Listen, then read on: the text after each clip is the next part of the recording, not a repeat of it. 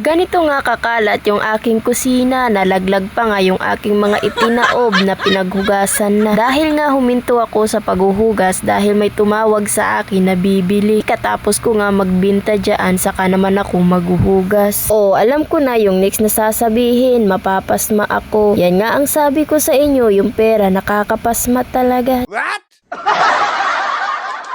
Wala naman tayong choice. Ayoko kasi nakikita na makalat yung kusina. Huwag nyo na nga tingnan yung braso ko dyan. Talaga naman panlaban yan.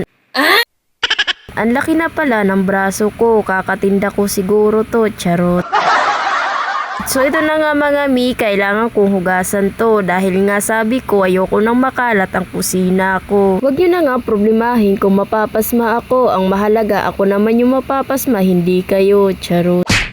Ito na nga mga mi, nalaglag na naman yung aking itinaob na pinanhugasan dahil matagal ko nga matapos to dahil maya't maya may tumatawag sa akin na bibili. Ang nakakaasar lang dito, kanina pa akong nakatambay, wala man lang bumili.